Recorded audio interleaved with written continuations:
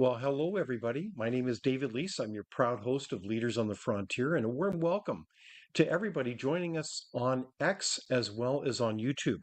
We're delighted that you could join us for this live discussion, and we certainly welcome your questions and your comments on this very important topic. Did you know it's April the 1st, just around the corner, as we talk to you on March the 28th? It's hard to believe. So, are you looking forward to April Fool's Day? Well, I don't know about you, but I think you and a lot of Canadians are probably not looking forward to April Fool's Day because on April the 1st, we've got a big increase in carbon taxes our way from courtesy of the federal government.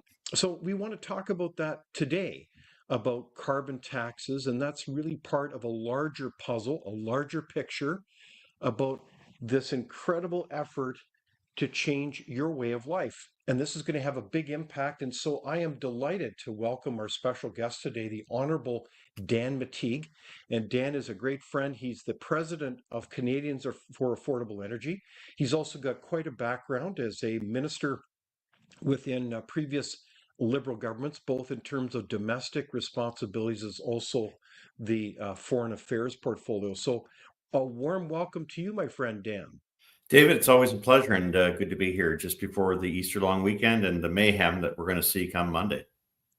Yeah, who'd ever believe it that on this Monday, Thursday, just around the corner, we're going to look to a major increase in carbon taxes. And I want to break this down because I think that you bring an awful lot of knowledge and insight around the incredible long and twisting journey in terms of how we've gotten to the point where we are today. So, um, Dan, gosh, what are you hearing from coast to coast across this country? You're the president of Canadians for Affordable Energy. You're an advocate for Canadians. Why is affordable energy so important?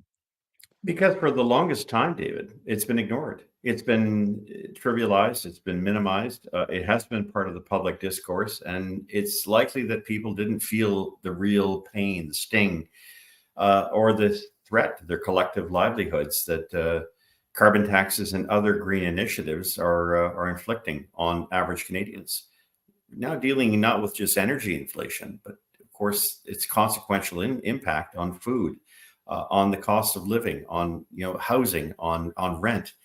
Everywhere you turn, they're not necessarily connected, but there's an awful lot of interconnectedness. When you start messing with energy prices, it has that compounding effect throughout the economy. And David, this morning I took some time on X on Twitter to look at some of the stuff I'd written back in 2019, and there it was in black and white. I warned that this was going to happen. And I also warned my erstwhile liberal colleagues, don't play with this. You're playing with fire. And I knew that going back a decade earlier, 2 decades earlier. It's the reason I got into going after competition issues on gasoline to groceries and saying, the consequential impact of all these things would be to lessen the ability for people to make ends meet. And I think, unfortunately, there hasn't been a lot of attention paid to bread and butter issues. And unfortunately for my colleagues under the name Liberal, and I would say to a lesser extent NDP, it's going to likely lead to their eradicature, if you will, their doom in the next 20 months whenever an election is called, because they do continue to want to proceed with this very, very bad public policy. Well, this is big public policy that's going to hit Canadians square between the eyes in terms of, I think, what you've been saying for years. So bravo on you, Dan, for talking about how these policies affect the affordability of living life in Canada. I mean, it's just incredible. We live in what's called the northern part of North America. Much of it is pretty darn cold. And I would say largely uninhabitable unless we had the technology to live here comfortably, like beautiful homes and all the rest, but affordable energy, right, Dan? So this is just foundational to our way of life. And they're just going right at it, aren't they?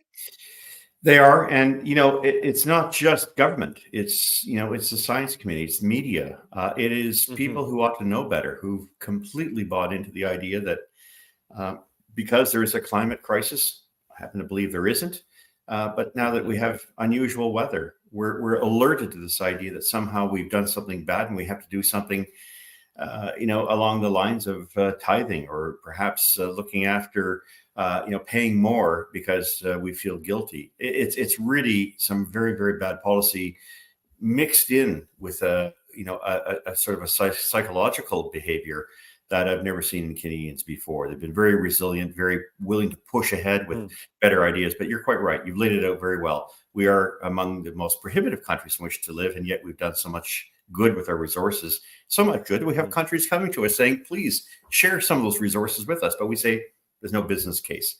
It's wokeistry, and it's damaging. I think that's fascinating timing, isn't it, Dan? That I think it was this last week that the president of Greece, no less, again made another overture to our prime minister, saying, "Gosh, that energy, whether it's liquefied natural gas or oil and gas, in whatever form, Greece would welcome the opportunity to trade with us."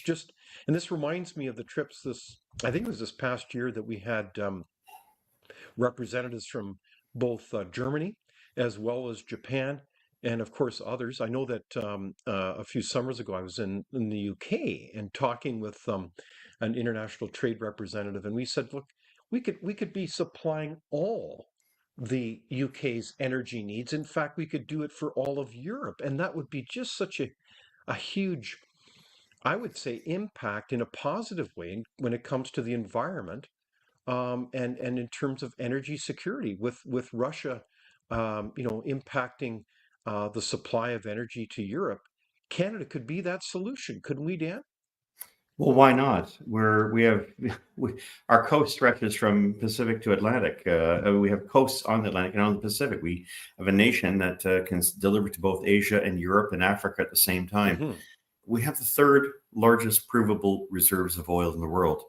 We're the fifth largest exporter, all of it, of course, the United States, on natural gas. And we have, anywhere from between the fourth and the sixth largest natural gas reserves.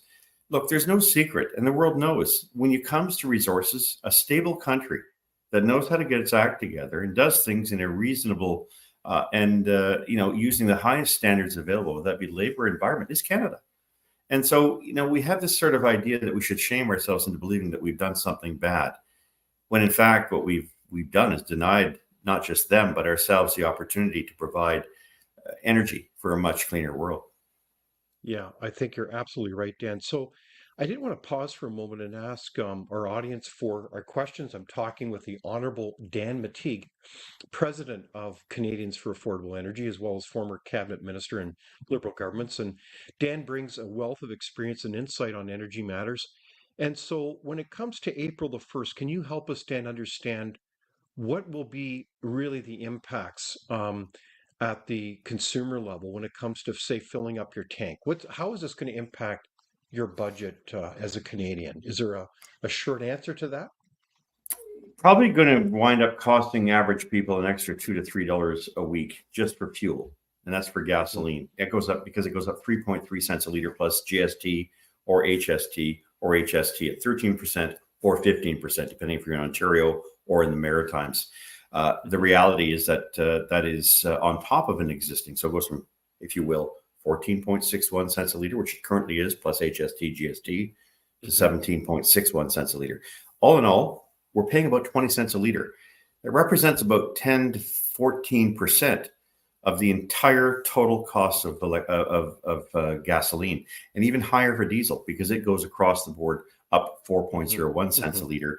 And I haven't looked at the numbers lately, but that takes us up to about 21.4 cents a liter plus HST and GST. A pretty big impact. Wow. And that's the stuff that winds up driving costs of farming to costs of transportation, whether that be train, whether that be jet, or whether that be transport truck.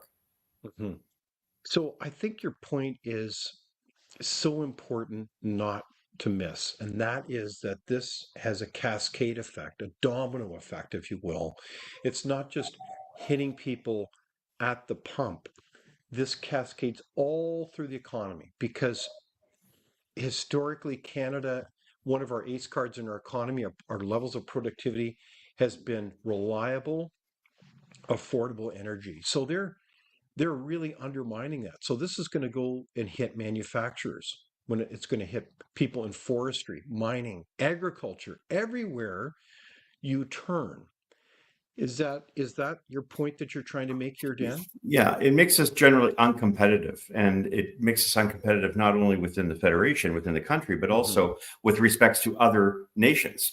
And so, manufacturers, and I speak to many of them through my colleagues, Catherine Swift at the Coalition Concerned Business Manufacturers, keeps telling me, look, we're losing ground here, and we're losing it because Hmm. other countries may get around this by, saying, well, we can meet our climate objectives because we weren't as trendy as Canada. We decided to Hmm. shut down coal plants after we signed the deal, unlike Canada shut down coal plants before the deal and transitioned to natural gas.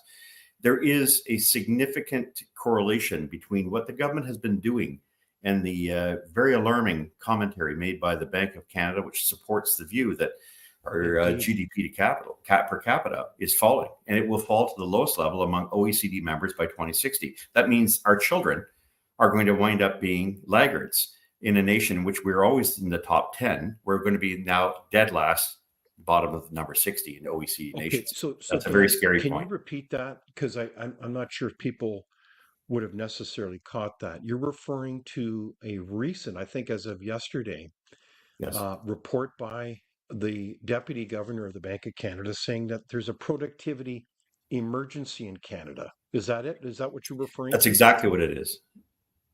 We per capita are not producing in quite the way we did before. Not Mhm. just because of an aging population, not just because of a new population, but because what we are producing and the means by which we can make the transitions with technologies and provide the world that which it needs, we're falling behind.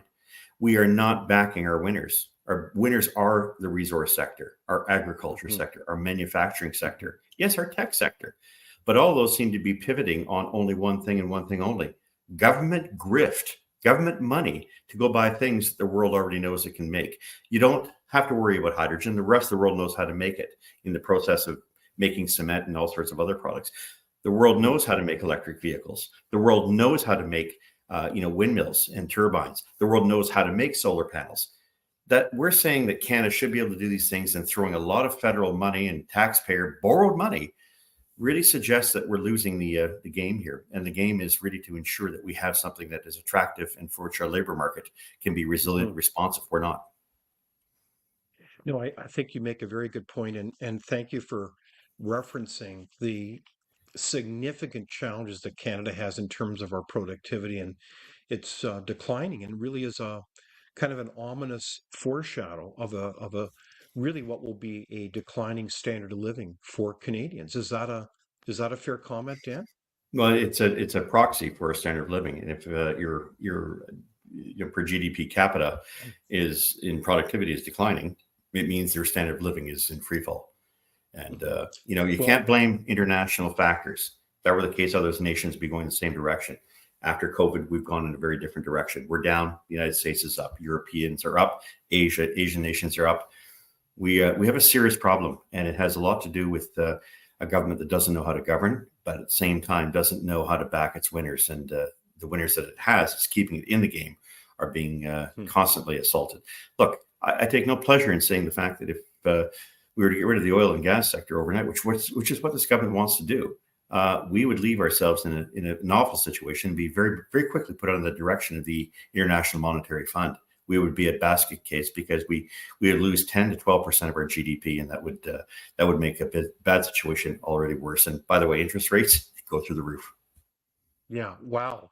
No, that is a hard-hitting analysis. I think a lot of Canadians would be very shocked to know that this federal government is on a mission to shut down Canadian oil and gas, period. That's not in doubt in your mind. Not at all. And it's tragic because it's the 20 to 30 billion bucks every year in revenues net.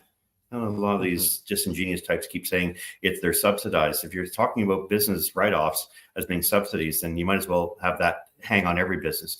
The fact that you would have methane regulations, oil and gas caps, that you would Hmm. only block pipelines, prevent ships from getting into to supply and to take away our product. All of these obstructions have been placed under the mantra of net zero. And we have done more damage to the very golden goose that keeps this economy going. Anybody who thinks Hmm. that they can run an economy less 30 billion bucks, or in this case, lose about 7 or 8% of GDP or of your annual revenues, good luck with that. Because not only are we going to be seeing a decline in productivity and labor, we're also seeing, of course, a massive increase in the amount of debt this government is taking. It scares me. I served for a government that tried to get rid of it, and it was very painful. We're heading towards there very quickly with a generation that seems to have forgotten the sacrifices that were made by Canadians 20 and 30 years ago. You're absolutely right. Yeah, this country was built through the incredible hard work of many generations, and it was saved up and built up over time. It wasn't easy, but it's almost like we're just running our country down. And it's crazy. And then it's fascinating because when you reference productivity or standard of living, I know that, and this is in all deference to South Korea, but now Canada is at the same standard of living as South Korea. And I know that South Korea is an incredible country, but we're on the way down as they're on the way up. And this is just a really bad news story for Canadians. And I know that's not an easy thing to hear, but that's really what's going on, is it not, Dan?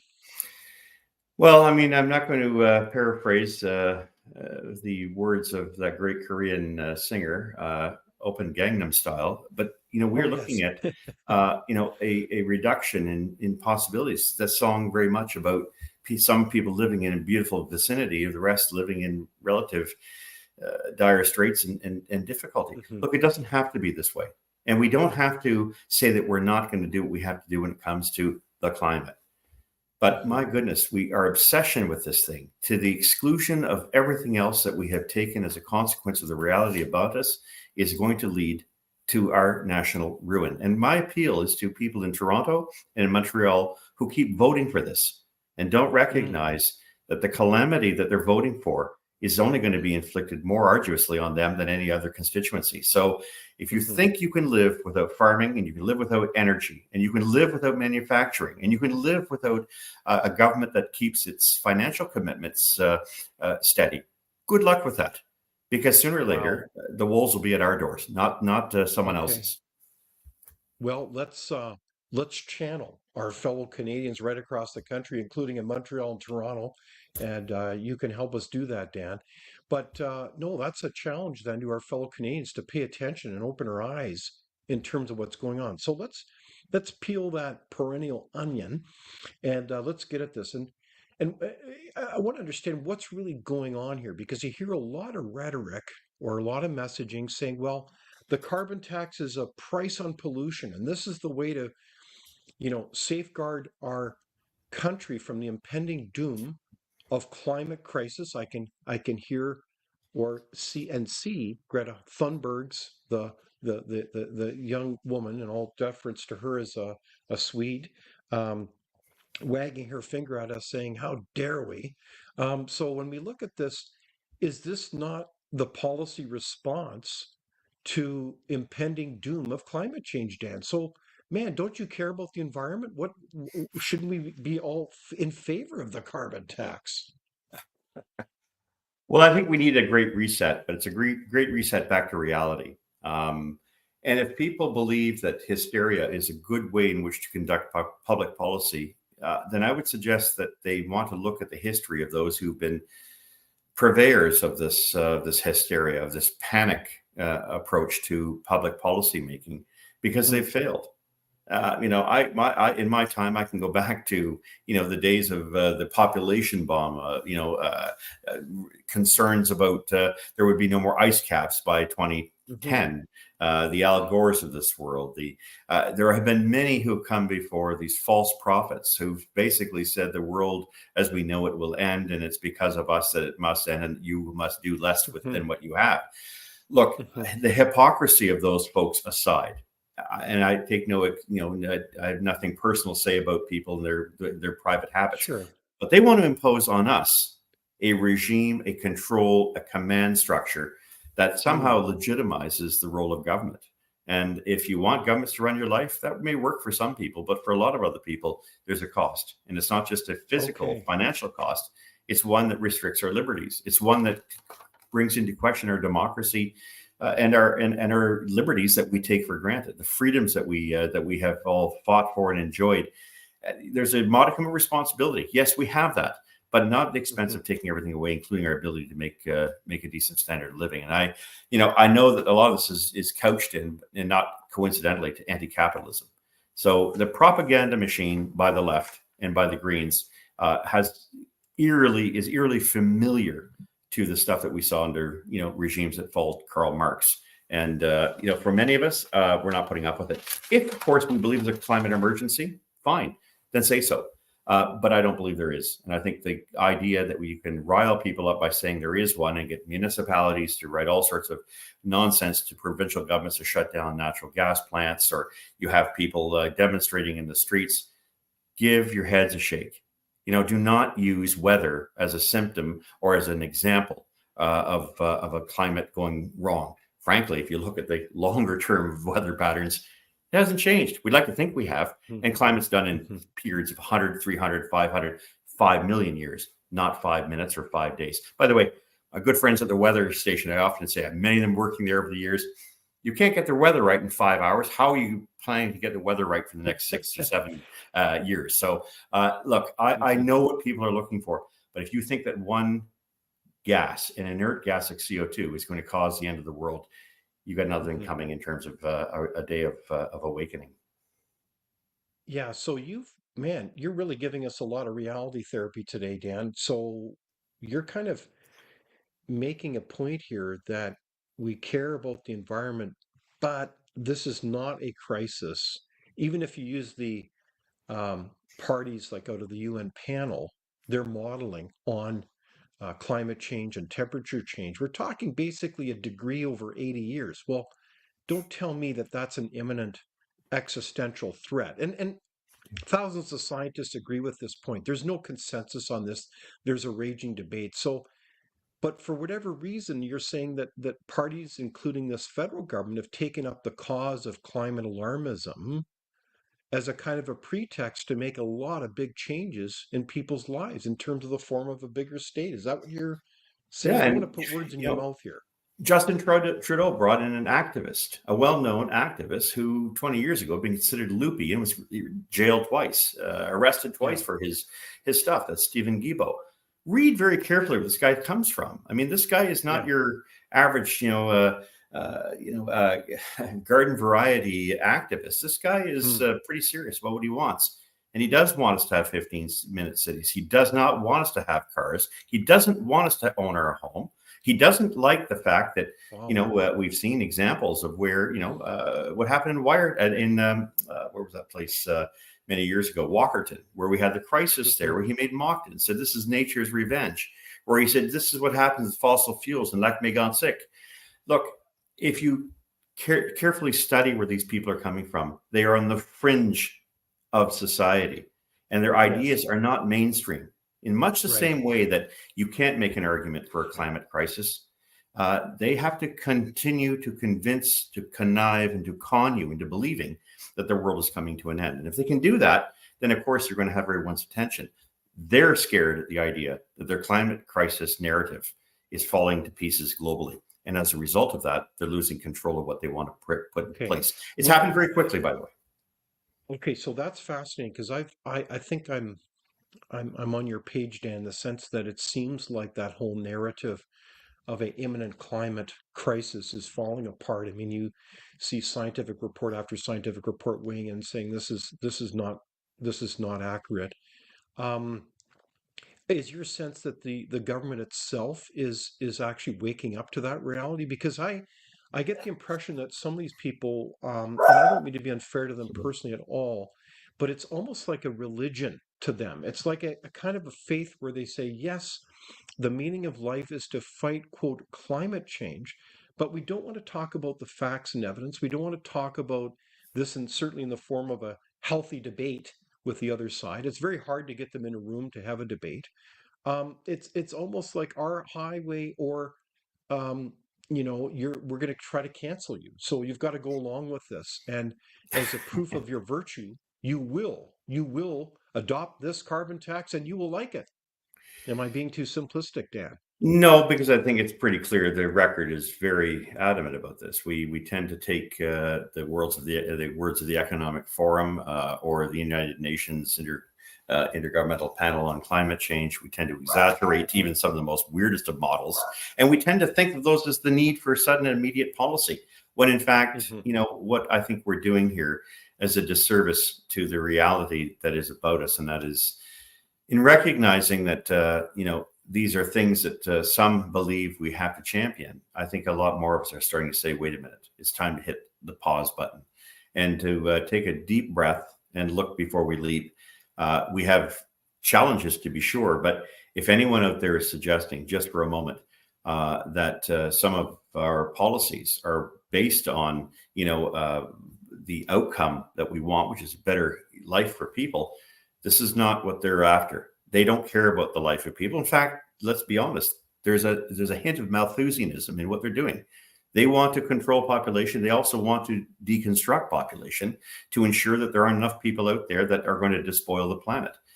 So look, I'm willing to work with them on the environmental issues, all of them. And I think we're doing a good job in that area. We have to do more. But when you tell me that CO2 is a pollutant, then I know you're dealing with what is scientifically dishonest. Yeah.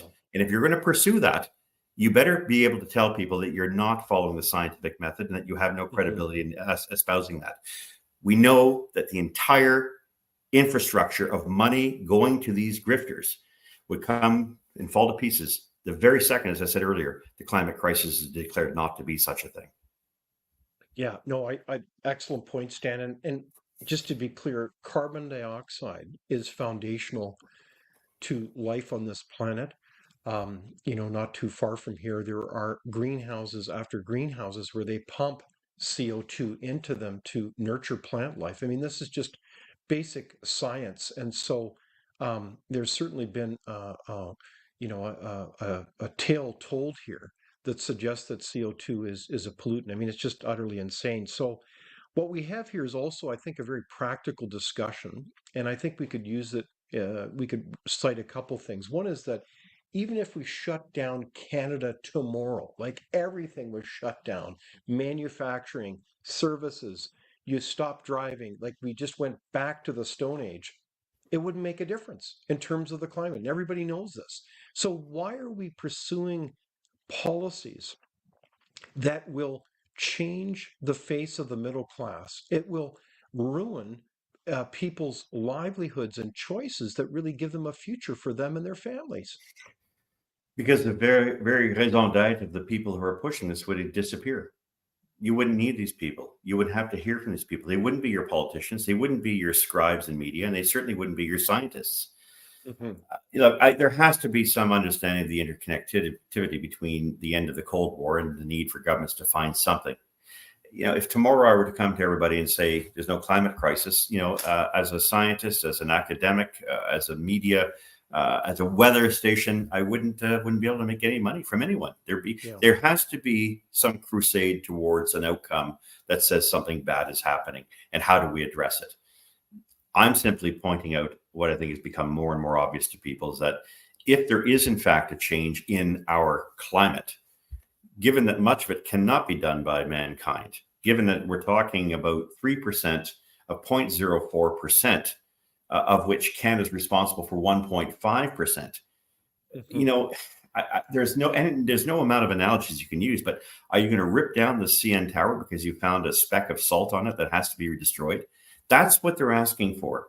And mathematically, it doesn't make sense because scientifically, they're on very, very thin ice, and they know it. So are the politicians who are aping the positions taken by scientists who they pay to come forward with the idea of an existential threat. It's not. Yeah. And my kids are going to be here. Everyone's going to be here for a long time to come. So chill, sit back, relax, and get rid of these people as quickly as possible. Yeah, no, absolutely right. And in the meantime, hey, let's work with those municipalities like in Victoria, I believe, Montreal, and treat their sewage that goes directly right into the water. How does that care about the environment? That's absurd. These guys are hypocrites, aren't they?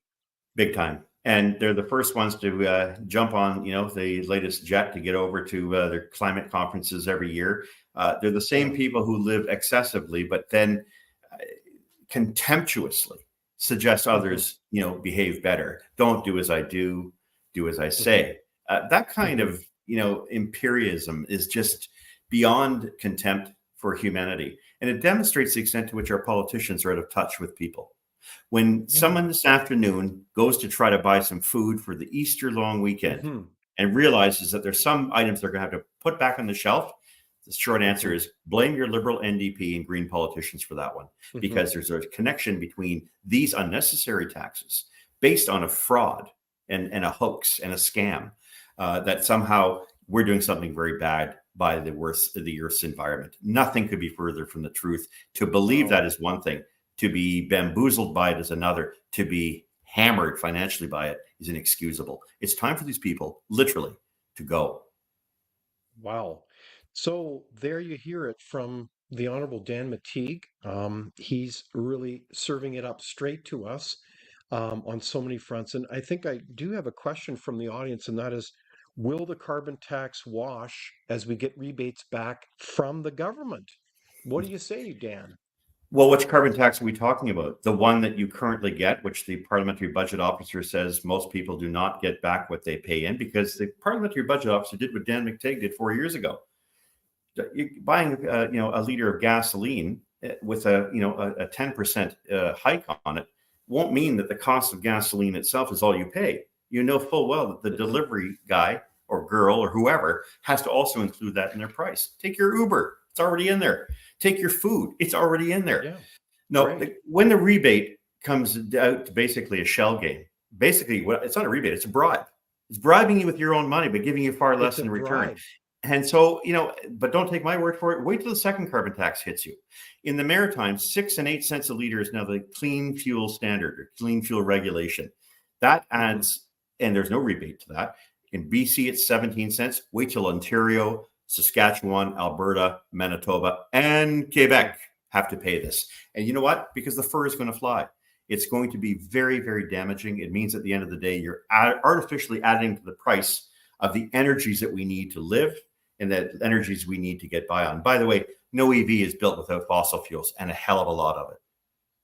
Yeah, no, exactly. So I'm talking with Dan McTeague, and so I welcome your questions, and some are coming in here, including, do you think this will break up our federation as provincial premier after provincial premier opposes this carbon tax?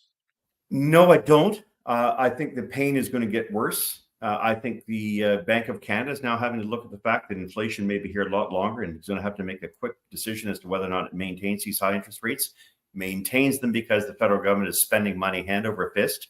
We're going deeper and deeper into debt. Now, I think the Federation will survive, but only on condition that there is a new government that is prepared to take a completely 180-degree shift away from this. Now, I've said to people this morning, one of the best ways you do it, cut off all the funding to these charities because they don't do charitable work. Start putting the audits back on those charities. Make sure that all of the grift that we've put out there is sound. In other words, it's standing on its own. No more subsidies. We're a nation in debt. We can't afford frills like subsidies for rich people to go around virtue signal. I think the government does that. It sends a very strong signal, not just of the first carbon tax, but the second carbon tax, and now mentions the folly of pursuing net zero. If a government comes out and says nix net zero, they'll have a landslide majority for several generations. Wow. So are you saying that this carbon tax issue, and it's kind of like an iceberg issue because it reflects so many related issues as you've outlined, is kind of like the tip of the spear when it comes to almost like a referendum on the current NDP Liberal government then? Is that, do you think that's where we're going to be heading in the next election, that from a policy point of view, this is going to be the question? I think it's the question already. It's going to remain, but I think between now and the next election, more will be added to it. Yes, it is the low-hanging fruit. It's easy to go after it because it doesn't do what I think even its own architects. Now, economists have said, oh, this is perfect. This sends a price signal. William Nordhaus, the climate economist who came up with the idea and advocated and wrote for a carbon tax, said it works if you don't wreck it by putting in other regulations, which this federal government has done. Clean fuel standard, emissions caps, methane caps, national building code standards, electric vehicle mandates, reduction in all these other add-ons that the trendies like Mr. Guilbeault and his gang from the various activist groups around the world have larded on will destroy the impetus of the one carbon tax, which was designed to maybe change and modify behavior. However you look at it, it is very much a lightning rod issue, but it's not the only one. Get rid of the carbon tax and you still have big problems. You can't get pipelines built. You can't restore the significant importance of the Canadian dollar. Look, I'm 135 pennies to buy a US dollar. Every commodity we have in this country is priced on the US greenback and a relationship to it. We no longer have the petrodollar status. So it's costing us, we're losing 1/3 of our purchase power. No wonder people feel frustrated, David. Yeah, no, exactly. So that's another part of what a lot of people don't think about is the affordability crisis is the decline of our dollar. And again, that's a what is it, Dan? A very powerful indication of a decline of a nation. It is, and it demonstrates the extent to which no one has confidence in our future. But that's only because we're telling people to get lost. It wasn't just the prime ministers and presidents and chancellors of some of our best friends and trading partners that we said take a hike where there's no business case. I mean, we've been saying this to large companies who wanted to build LNG. It was 2017, $36 billion that was offered by the Indonesian company, whose name escapes me right now. I'll think about it in just a second. We said no. We created this environment in which we basically discourage people from making those investments on something the world desperately needs. So I think it was called Petronas. Petronas, that's right. So Qatar, Australia, United States, they can build it all. We can't. That says to me that this is signaling an example of a political behavior of political interference caused by the federal Trudeau Liberals that has scuppered not only our chance of getting products to the world, but also damaged everybody because we have a Canadian dollar that is no longer shielding us against the vagaries of these inflationary hits that we're taking left and right, and it's not going to end. No, I think that's a brilliant insight, Dan. So help us understand another part of what's going on here. Like you were formerly a liberal insider, so to speak, and the Liberal Party has a long history, obviously, of governing Canada. And more recently, you had, well, like prime ministers such as Jean Chrétien and Paul Martin undertaking really a kind of a transformative fiscal change of our country when we looked at massive deficits and debt, and they had the courage and the insight to be able to deal with that deficit, and they came out of it as a pretty popular government, so to speak. Um, so what do we have now in terms of a leadership in that Liberal Party? I mean, is it the same party that you were familiar with, like from a policy point of view? And I mean this not in a partisan way. I mean this in an objective policy perspective.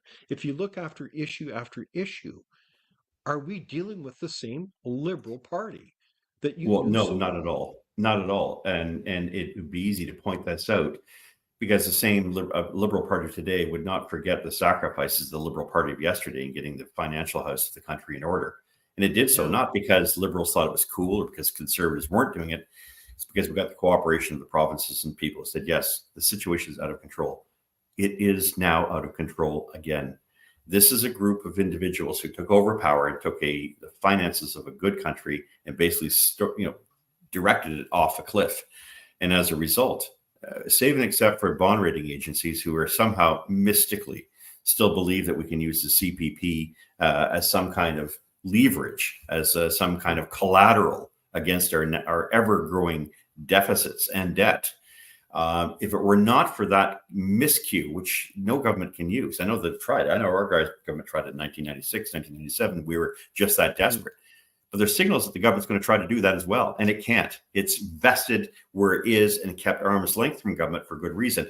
That aside, I think we're looking at a very different Liberal Party that doesn't understand how it got itself into this position. A government that spent money well before COVID, billions of dollars, put us in further hawk for no reason at all. So rather than filling up the proverbial silos, they depleted them. And then when we truly needed it, we've sunk into even further debt. My concern isn't numbers. It's not about being trendy. It's that you've now compromised in the future the social programs that have come to protect Canadians, their pensions, their health care, their education. All these things are going to be compromised and are very close to being so in the months to come. One fatal move by the finance minister in a slip of the tongue could finally get the bond rating agencies to downgrade our credit. If that happens, then all hell will break loose. It's inevitable. Okay.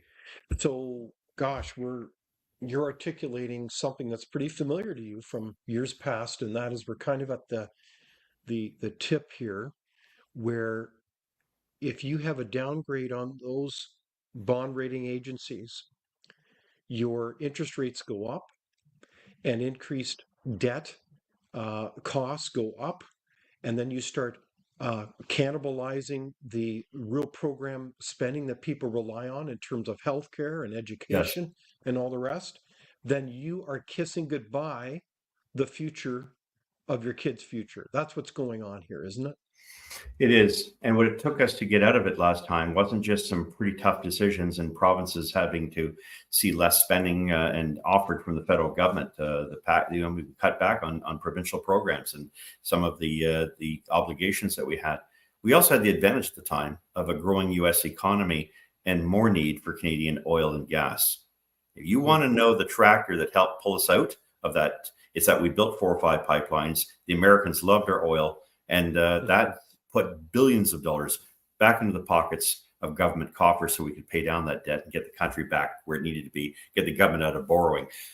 That's not something we can look at anymore. We've despoiled that. We have basically gone into our own kennel and soiled it. And as a result of this, our wokeness and our inability to understand that there's a fine balance of finances between fiscal and monetary responsibilities, we've given up the ship. And as a result, it's going to take someone else a long time to fix, if they can at all, fix the fact the Federation is so deeply in debt. And I'm not just talking the sub-sovereign debt of the province. My province here in Ontario just recorded a $10 billion deficit again. And yet it's because of green energy. A lot of it has to do with green energy and having to pay people, subsidize people so that you protect them from the full effect of the Green Energy Act that was delivered 10 years ago by the same Liberals running the show in Ottawa. You have a real problem on your hands, and I'm not sure how you're going to resolve it. I'm just glad I'm not in that business anymore, David. No, and I think, Dan, there's something that it's very interesting as I've listened to you carefully over the years. You've strategically used the word grifters when it comes to green energy. And I think this is something that is kind of confusing to people because when they go around and they see these windmills turning around and they see these solar panels, they think, gosh, that's the future. That's the green future utopia that we're all striving for, a carbon-free, quote, future, net zero. But that's not what's going on here. Those things are all built and founded on oil and gas, ironically, but it's all subsidized by the government, by you. Is that right, Dan? Correct. In my province, windmill operators were offered access to markets. Didn't matter. They didn't matter what they at any time, whether they were producing or not producing. They always had the ability to sell at much higher prices than the markets. Same for energy such as solar energy. What it did is it forced up the cost of hydro to average people of 8-9 cents a kilowatt hour to a high of 33. Now we don't pay 33; we pay 18 or 19. The reason we don't pay 33 is because the provincial government, since 2018 or 2017, has implemented something called the Ontario Electricity Support Program. That program costs taxpayers $10.3 billion a year and growing. It'll be $20 billion in the next 4 to 5 years.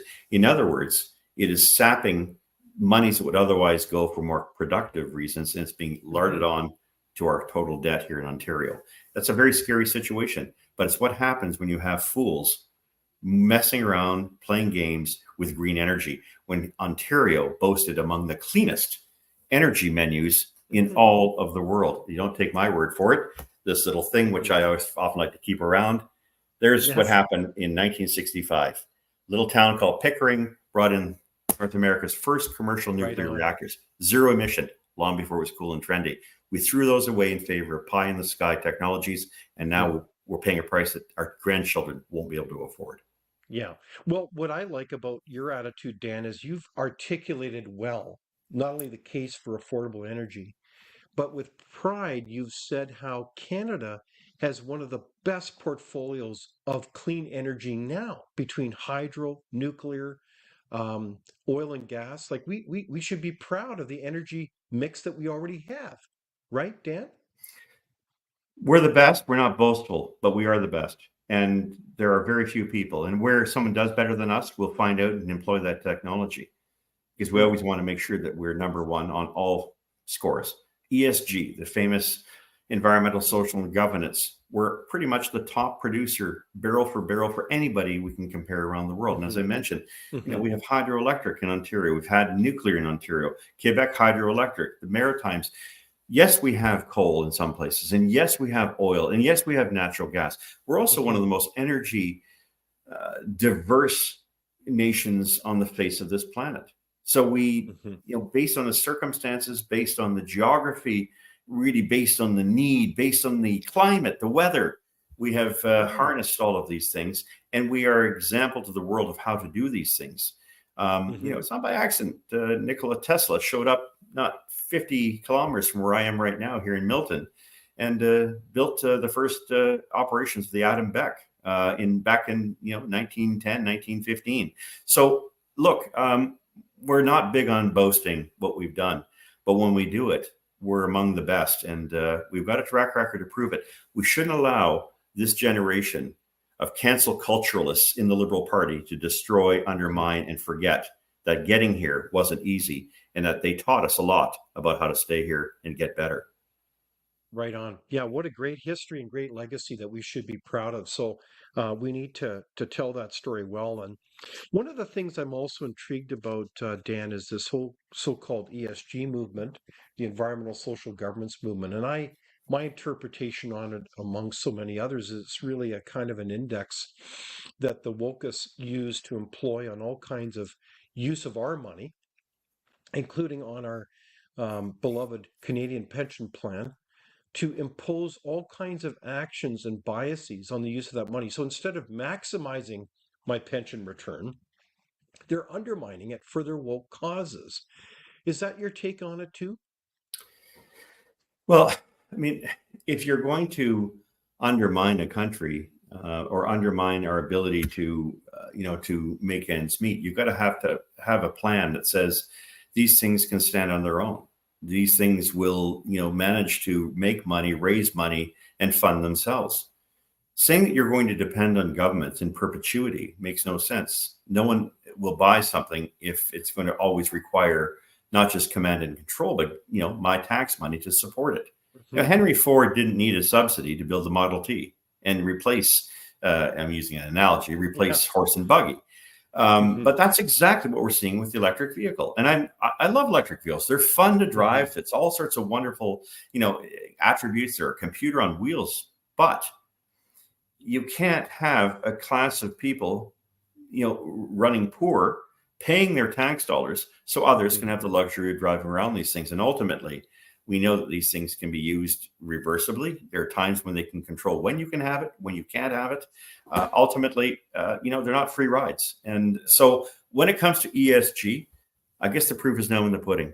After 10 years of this stuff, we're now starting to see a lot of the big funders and hedgers move away from them because they Hmm. are not sustainable without massive dollops of public money to support them. It's we used to call these the NDP David Lewis's father, Stephen Lewis, or Stephen Lewis's father, David Lewis used to call it Yes. the big corporate what do they call them, corporate welfare bums. Well, these are now Yes. becoming climate ESG grifting bums, and I think we have to recognize their game and the gig is known and it's up. Well, I like the way you're calling these welfare bums out. So that good on you.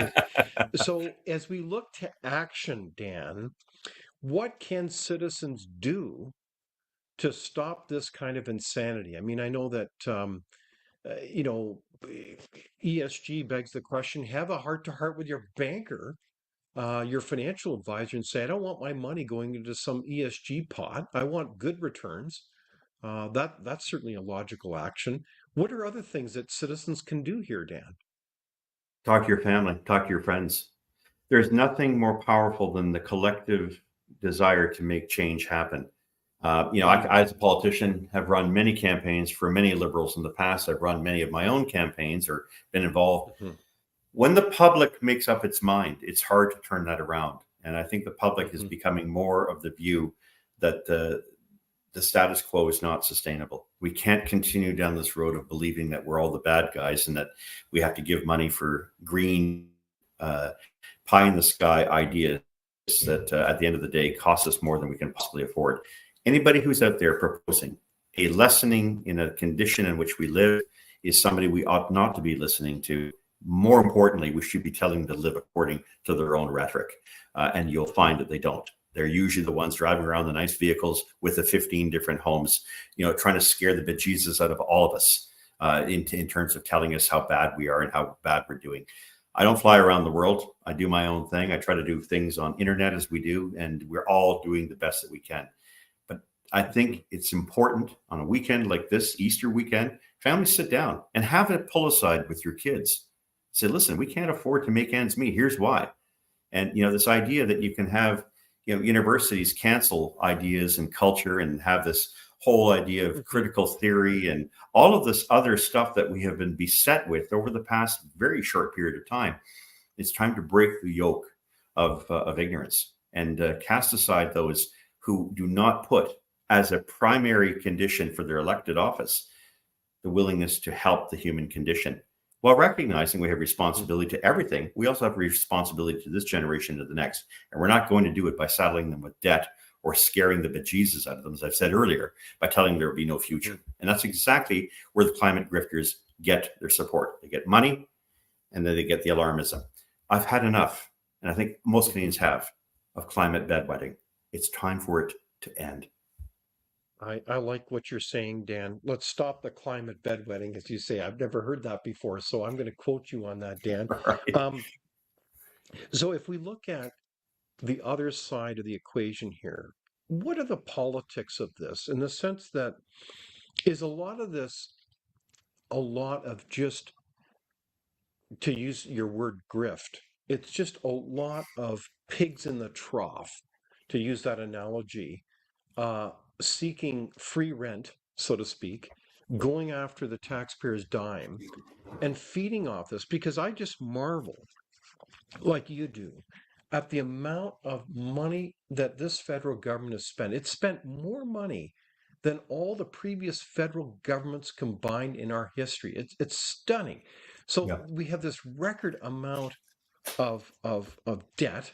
If memory serves me correctly, it's now it's hard to keep track sometimes at 1.2, 1.3 1.3 trillion trillion. Yeah. dollars. I know. It's just shocking, and this is all really, I would argue, a immoral tax on the next generation. And I'm not saying there aren't some cases where you borrow money legitimately for building, say, like a capital project, like a bridge that future generations will use. But no, no, no. This is this is the world where people have not only bought into this nutty world of modern monetary theory, where they think money grows on trees, Well, doesn't but it? this is a an amazing. So I know you don't believe in that, but what they're doing then is they're using your money and your next kid's generation's money to basically buy political favors with their coalition of groups across the political spectrum. Isn't that what's going on here? They're just doling out money to their friends. Well, they're doing it under the assumption that their environmental scare story works. You've got to cause panic and hysteria for people to give Mhm. not only leave of their mind, but also be willing to open up and give what money they have towards the Mhm. cause. And yet it's proven to be a fallacy time Mhm. and time and time again. And so I think we need to look at the fact that what has been erected here is not going to be dismantled overnight. Big climate has been around for a long time, and they become more Mhm. and more powerful by riling people up into the belief that somehow Yeah. they're responsible for the world coming to an end. Um, However we So you're approach this, saying it's really a huge industry. It's a massive, beast that is massive, running trillions a of lot of dollars. people's lives. Trillions of dollars. Look at the climate summits, 70, 80,000 people showing up, flying in from all parts of the world. Hmm. from administrators, bureaucrats, business. Hmm. Even business has to say something. Yeah. Tell me an organization or business that doesn't talk about its sustainable side. Yeah. It's Well. hardwired into our minds. The Hmm. problem with all that is sooner or later, someone is going to say the emperor has no clothes. Someone is going to call them on it. Someone is going to finally say, look, the entire thing is predicated on gas. And you're saying that this is bringing the world to an end. And if we don't do something and pay a lot of money upfront, and we don't diminish our population, we don't, begin this whole process of, shunning other parts of the world that have never been able to enjoy what we get. People in Africa who burn dung to make their meal, and Hmm. it's that Hmm. the emissions from that real pollution that's causing them to be very sick and denying them the opportunity to use coal that they produce for their own needs. These are Hmm. things that, these are the kind of discussions we would normally have in university among academics and students, but you're not allowed. The conformists that want to run the show, and really a sidebar of big climate, really just, shows the eclipse of reason among a variety of very important issues that in the past we would have tackled very easily. So it's going to take a shift back where you have to break. And I think we're starting to see that break. And if that doesn't happen, then geopolitically, let me put back the foreign affairs cap. Russia, Hmm. China, North Korea, Iran, and a handful of other nations are prepared to take it away from us. We want to sit back and be woke and be stupid and be ridiculous. We better watch what's happening, because as we're getting weaker, they're getting a lot stronger. Well said. So, speaking of your former foreign affairs hat, Yeah. Dan, you've seen this file over the years, the influence of the Communist Party of China in the Western world across, well, the broader world, but including in Canada. Just a few weeks ago, we've had the so-called inquiry start up into Chinese influence into the Canadian scene, including federal elections. What's your take on that? Do you have any hope of getting to the that we'll get to the bottom of the amount of Chinese influence in our society? I think it frightens those who know that they benefited from it. And that may be Hmm. at least two of the three political parties that we are familiar with in areas outside of Quebec. And that's probably why we're not going to get to the bottom of it under this government. We know that the NDP will block any attempt at trying to get greater scrutiny. We're seeing this with the Winnipeg labs, and Hmm. the theft of Indeed. what could be material that was ultimately used in the Wuhan laboratory to create COVID, which the world is now there. Some scary stuff that Canada was playing no small part in indirectly or negligently allowing these things to happen. Whatever the consequence, the reality is it's going to take a whole new government to expose the extent to which our public servants and our government and our governance has been compromised. It's a very scary thought when you think that while governments are too busy pretending, CO2 is a bad thing, we have Hmm. the entire country being literally taken from under us. And I worry deeply that the influence isn't just about China. It's many other nations that have an interest Hmm. in Canada, may very well have people here who have an interest that is not completely Canadian. And we're starting to see that in other Hmm. manifests in other areas. The kind of anti-Semitism that I'm seeing is not incongruent with what we're seeing in terms of tensions between groups. And we have a government that seems to be pandering to it.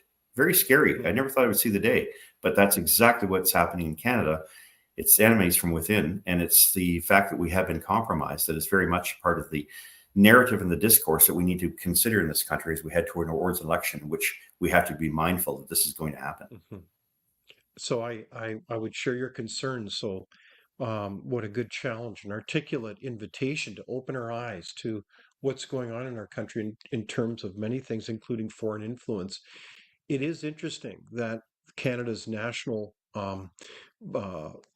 microbiology lab in Winnipeg, a level 4 lab, it's now documented the kind of spies that were leaking information systematically to senior officials within the Chinese military, the People's Liberation Army. of information regarding scientific data that was very important to the Wuhan lab and the development of COVID-19. So I am disappointed that the current federal government is not just fessing up and releasing everything around that so we can get to the bottom of this, because this really undermines the level of trust, does it not, in our institutions and whether or not people are actually working on behalf of and serving Canadians. You have to wonder why the government has done so much to try to suppress this, if it were not for the fact that it would be concerned, like every other Canadian, true Canadian, that is concerned about the sovereignty of the nation. Mhm. Attempted obfuscation, getting this RCMP to look in different directions, political interference. We need to get to the bottom of this, but it's very clear that by now it is evident to most Canadians that the country has been compromised, and likely the results of the last election, which again reinforces the notion that this government is governing very much on a basis of a mandate that it really didn't have, or to the extent to which Just that hold on for a mandate sec, Dan. I don't want to bury that headline. So you're saying that the theory of foreign Chinese influence in the last federal election and how that may have changed the outcome of the last election, that's a legitimate theory that we can't dismiss. We've got to get to the no, bottom of that. no. And if there were 10 ridings that were affected as a result of it, that would lessen the Liberal NDP coalition by 10 seats, in which case there would be no coalition. This is pretty serious. This is a government that's dangling by a thread. Like it or dislike it, it wouldn't be able to hold, the kind of sway in what is now going to be, perhaps in the parliamentary British tradition, the longest minority government that has ever served when it's done after its 4 years. So what this really tells us is that there may be a significant amount of illegitimacy to this government as a result of what is there. Now, we won't find this out because the government's doing its best to muzzle, as it's done on so many fronts, from the WE scandal to the SNC scandal to, there's so many of them. It's really hard to keep track. And I would never have thought a government able or capable of hanging on, surviving even one of those. I mean, you think of how we had to go through the Gomery issue back in 2004, 2005. We didn't survive that. Canadians held their governments to account. So did the media. But now you have a media that won't. These are dogs that won't hunt. And they're in fact trained and paid not to. And this scares me because the usual checks and balances that you need in a system to maintain its viability and its integrity have been seriously compromised under the aegis of one man, the Prime Minister, who, as I said earlier, is dangling by a thread. If there were 10 seats that were compromised, the outcome had changed. It would have changed the dynamic of Parliament, the seating of the House of Commons today. We wouldn't have a Trudeau government today. I'm confident of that. Okay, so I encourage our audience to take note of Dan's analysis here regarding that. And I would also encourage us to remember that there's been some very significant points of legislation introduced now. Dan, we see Bill, what is it, C63, the so-called on harms safety legislation, which in my perspective is really about undermining people's freedom of speech, shutting down based Trojan on horse. some bureaucratic or czar based on what they think hate speech is. I mean, it's just a disaster when it comes to shutting down freedom of speech, which is so vital to our democracy. And then you have the whole reality that you have a government that is funding systematically over 2,000 media outlets across the country, and they've all got to sign on to their code of conduct and how they're going to cover certain angles to issues. They have done a masterful job governing like they've got this massive majority when in fact they're a minority government hanging on the thread to systematically undermine all those institutions, as you say. Am I looking at it too cynically?